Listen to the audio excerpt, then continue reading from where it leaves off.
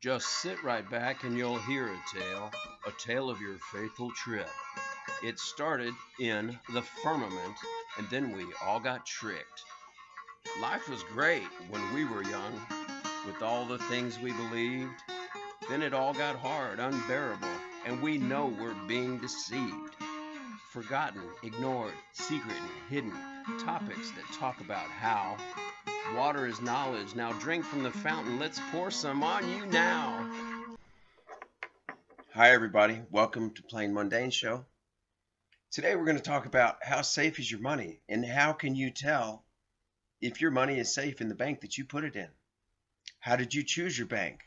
Is it because it's in your neighborhood? What banks give you the best deals? Which banks are the most solvent? Which banks have their own capital that they're also using for operation and not just your money that you save in there as their investment material? So let's look at banks. This is an article by Simon Black from April 23rd this year, 2019. It's from a Sovereign Man website. March 15th of 2013 was a pretty normal day in Cyprus, the country. It was a Friday and most people were looking forward to a relaxing weekend. The next morning, the entire nation woke up in horror. Their politicians had been up all night negotiating with international lenders to provide an emergency loan to the country and its banks. It turned out that the banks in Cyprus were all insolvent, just like banks in the United States during the 2008 subprime crisis. Banks in Cyprus had been making idiotic decisions with their customers' hard-earned savings. And by 2013, the bank's losses were too great to ignore. Unfortunately for depositors, the government of Cyprus was also broke, and they were unable to bail out the banks. So they came up with a new idea. Instead of a bailout, they had a bail-in. First, they closed all the banks. ATM machines quickly ran dry and ceased functioning altogether. Then they just started confiscating deposits. They called it a tax, but it was theft, plain and simple. The government just came in and grabbed money from people's bank accounts and then gave it right back to the banks to bail them out. It was an incredibly important lesson about banking. Most people simply assume that their bank is in good financial condition, that since the bank is regulated and insured by the government, our money must be safe. Sometimes that's an incredibly dangerous assumption to make. Even in the US, we've seen how quickly banks' idiotic decisions can unravel. Back in December of 2008, the entire US financial system came crashing down practically overnight, just like in Cyprus. A big part of the reason is that banks have very little incentive to act conservatively and responsibly with your money. Think about it. You walk into a bank and hand them your paycheck, and in exchange, they offer you a free checking account. Really? Free? If it's free, then how does the bank pay for all of those fancy buildings and huge bonuses? Simple. By taking risks with your money. They make loans and other investments. Bonds, auto loans, home mortgages, etc. And each of those carries some kind of risk. To pretend otherwise is foolish. There's risk in everything you can possibly do with money. Whether buying a government bond, stuffing cash under your mattress, or owning Apple stock, there's always risk. And they take these risks with upwards of 97% of their deposits.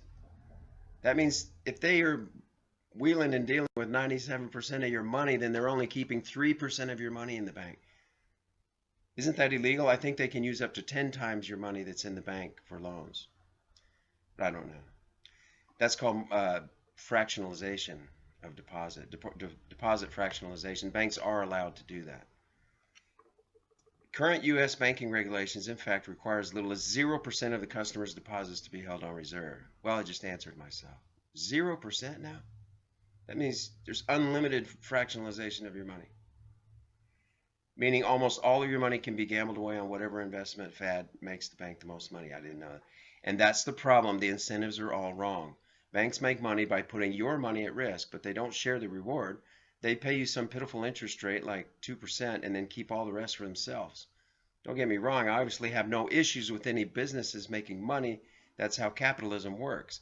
But incentives between businesses and their customers should be aligned. Customers benefit when their money is safe, or at least when they are compensated for risks. Yet banks only make money when they take risk with customers' money without compensating them. This model is deeply, deeply flawed. Now, in fairness, not all banks are created equal. Some are in much better shape than others, and some jurisdictions are far safer than others. You can actually figure this out for yourself by taking a look at your bank's balance sheet. Most big banks are public and have to post their financial statements online. If you hold your deposits at a smaller bank, you should ask them for their financials. And if they refuse to provide them, take your money out immediately. A strong bank has a substantial net equity or capital position as a percentage of its assets. This is known as bank solvency ratio, and it should be well into the double digits. A lot of banks have solvency ratios of 5% or less. This means that if the bank's investments lose more than 5% of their value, the bank will be wiped out. That's not exactly a big margin of safety. An example of a better bank, land of the free, is USAA Federal Reserve Savings Bank, which has a solvency ratio of about 20%. That's a solid margin of safety. But this is one of the big reasons why I tend to keep most of my money overseas. International banks are often far better capitalized and more liquid. Liquidity is another important concept.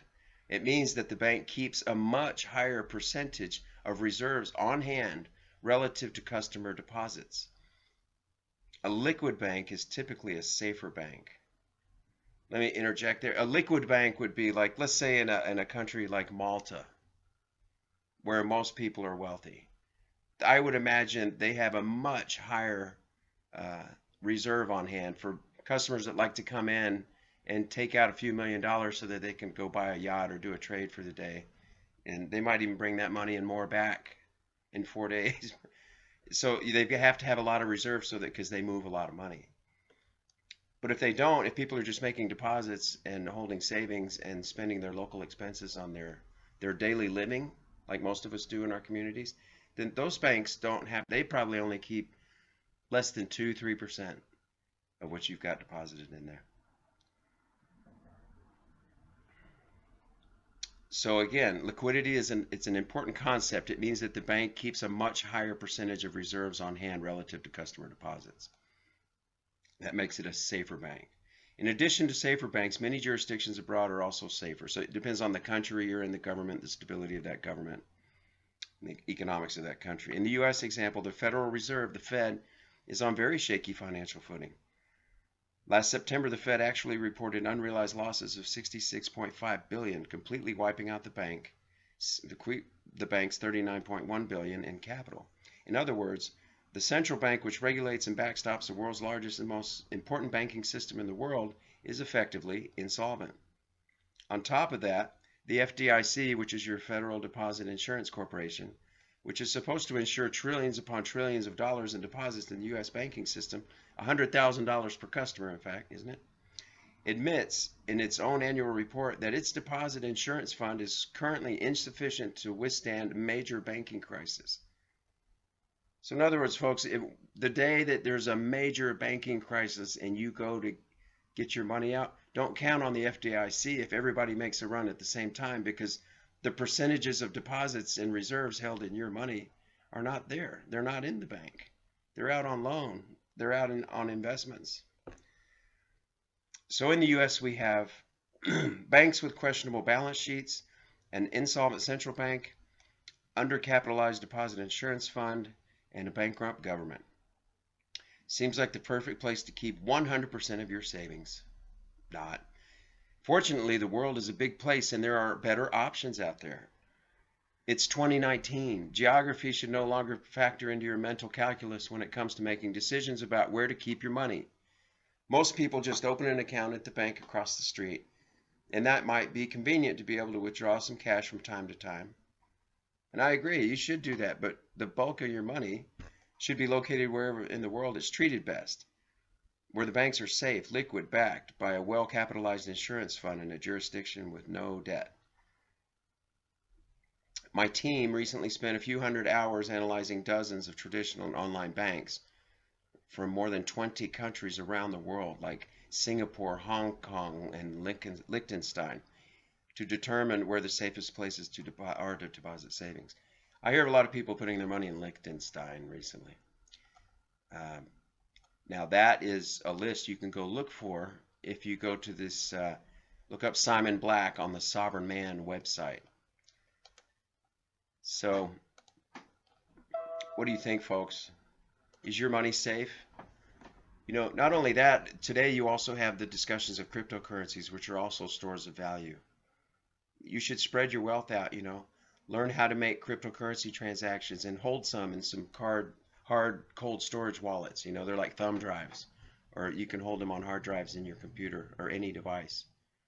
Get some precious metals. Maybe hold another currency or two from other countries, just in bank accounts, you know. It's legal and it's what people should do. Just spread your money around because, and you should also watch the exchange rates between the US dollar and other important currencies of the world, such as the euro, the yen, and the yuan, Japan and China, you know, and other important currencies, and see if, in comparison on the exchange rates, if it's going up or down. Because if it's consistently going down, that's when you want to put more of your bulk in other places. If it's going up, you don't worry. But anyway, thank you for coming to Plain Mundane Show. Please hit like, subscribe, ring the bell, and just wait until I post another video. See ya.